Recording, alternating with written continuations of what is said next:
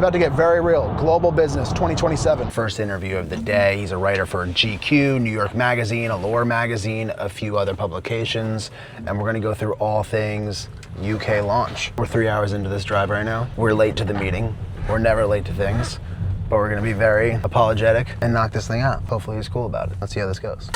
So sorry. What's up, brother? How are you? This is Hi, Brendan. Nice to meet you. Thanks. We hosted a Bloom Greens tea party Yeah. right in the center of London, and I mean there was a line going 3 blocks down the street. We're like, oh my gosh, we had no idea this following existed here. And it's funny because now looking back, I can just check the Instagram, insights and just see like, oh, 10% of our following's in the UK, and we've never been addressing this consumer, but they know about us.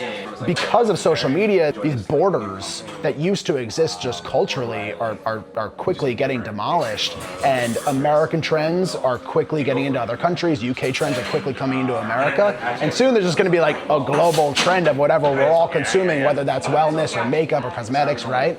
And I think we're experiencing that with Bloom. In just 2.5 years, there's clearly an already existing demand of this energy drink here in the UK, and that's what we're here to address.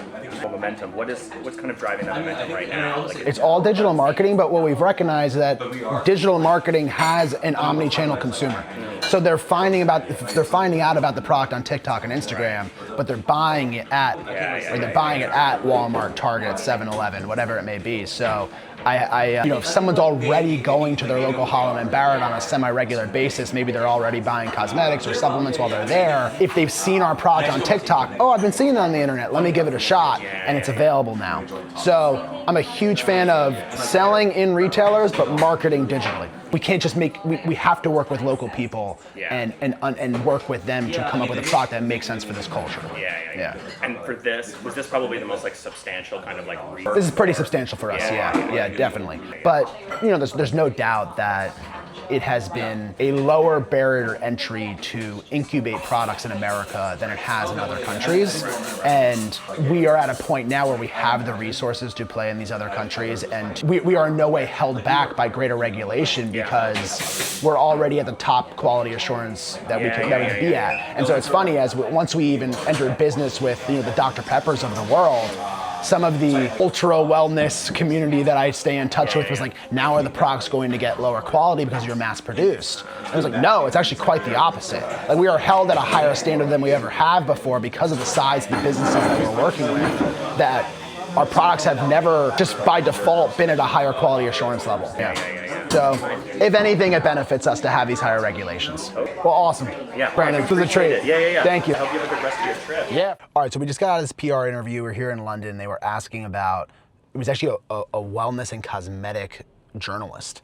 And people don't realize how deeply connected wellness, supplements are to the cosmetic and beauty space. And in the early days of Bloom, all of our inspiration came from the beauty space, came from cosmetics. None of it came from other supplements at all. And I think that beauty from within is wellness.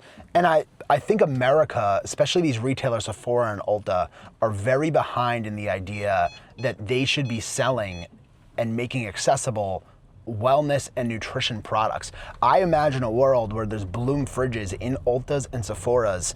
In fact, I always thought that the first retailer we would have launched in wasn't Target. I thought it was going to be Ulta or Sephora. I almost reverse engineered the whole business with Mari to launch in Ulta and Sephora. But those retailers just weren't up to the trends, and Target was way above the trends at the point, and we ended up making an incredible partnership with Target. But that was not my original thesis. We pivoted to Target. And so even today, I'm frankly confused, and I don't mind saying this now, but I'm frankly confused on why Ulta and Sephora haven't dove more into this. I imagine it makes more sense to them to sell a lip gloss this big for $60 than to sell a can this big for $2, just real estate to dollars wise. But I think at every cashier of a Sephora and Ulta, we should have a Bloom refrigerator, and I think that would fucking crush. But if Ulta and Sephora is watching, call your boy. We'll make it happen. We'll make a great partnership there.